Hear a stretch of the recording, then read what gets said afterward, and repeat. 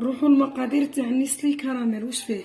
كاس تاع سكر كلاص سكر رطب، نص كاس تاع الماء يكون يغلي تغليه، وعندي كاس تاع حليب لحظه، مغرف تاع الزبده، وكاس سكر عادي. شوفوا دوك انا نخلط السكر الرطب مع الماء مع حليب لحظه، خلطهم في الروبو. عندك ميكسور برا خلطي بميكسور برا، عندك لاشوار خلطي. انا نخلطهم ونوجدهم ونجيبهم لكم باه الروبو يدير الحس بزاف ونرجع لكم. هو راه بعد ما خلطوش كيفاه يخرج.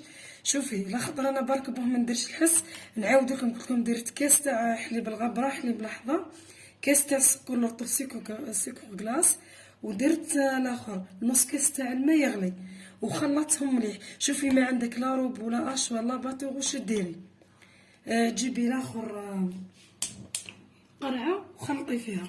دوك نروح انا درت هكذا مقله، راني مقويه للنار، ندير الكاس تاع السكر الرطب باهي. شوفي باهي السكر العادي كريستاليزي باهي ينجح لك.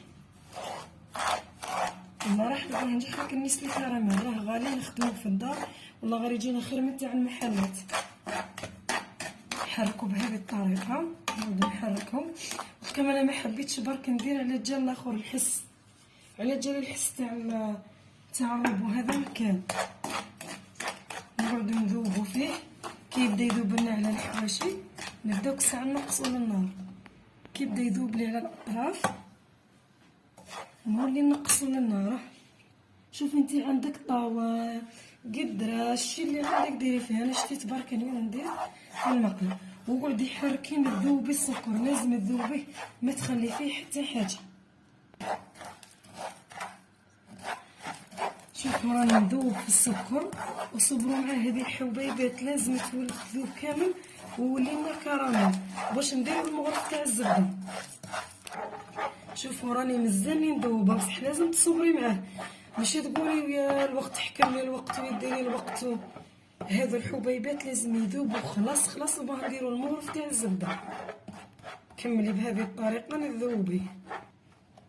شوفوا نورمالمون راني ذوبته خلاص، بصح صبرت معاه، راني صبرت معاه على قد ما نقدر. والنار راها قليله طول النار. هاني واش راني دايرتها. ها دوك نجيب المغرف تاع الزبده ونحط نذوبها. ها تاع الزبده ثاني لازم نذوبها خلاص. بسم الله. وقعدي ذوبيها طول. بعد ما ذوبت الزبده شوفوا معايا لازم تصبري. نهز دركا نكب غير بشوي، ما نروحش الخليط هذاك تاعنا اللي خلطناه باه ما يحجرنيش بزاف. نقعدو نذوبوا غير بشويه. ها هذه الطريقه بدي تخلطي هذه من اصلا نجح نيسلي كراميل. نعاودو نزيدو نكبو غير بشويه. ها شوفوا معايا ونعاودو نخلطو ديما التحريك على نار هادئه باه ما يديروناش هذوك الحبيبات ويدير لك حجره واحده نتاع السكر وبعد تحصلي فيها ما تجي تذوب لك انت كرهي حياتك وما ينجحلكش. يعني انا تجربتي الشخصيه معاه راهو ناجح مليار بالمية. بصح لازمك تصبري، ما تقوليش هاي قالت لنا ناجح ومن بعد يجيك حجره ومن بعد تقولي ها لا وصبري راكي خادمه خير من تشريه من برا. والله غير يجيك يهبل يجيك يسخف تاع الدار. يعني التجربه شخصيه. هاي دوك نزيد لهذه الاخرى اللي قعدت نكملها ونقعدو نذوبو فيه يذوب لنا خلاص حتى وين يقعدوا لنا زعما حبيبات شويه نصفيوهم بالصفايه اكيد. ها شوفي ربي يبارك يخرج لك يهبل. عندك قدره تديري في قدره في طاوه في مقله، المهم حاولي برك ما يسيحلك على الحواش وقعدي حركي حتى تذوبي كلش. شوفوا راه يتكتل كم شويه هنا. جيبي مغرف تكون شويه قاسيه هكذا ونحي وذوبي. انا دوك نزيدو غير دقيقه برك خلاص ما بين ما ذاب لي هذا. ومن بعد كي نكمل نصفيه ونحطو لكم في صحن التقديم. لازم تصفيه في الصفيه تاع الحديد، مش تصفيه في الاخرى ديك راه يذوب لك. نحطو لكم في صحن التقديم صاير هو واجد.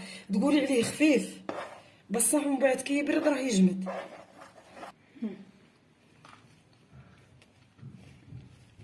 وباللي راح نصور.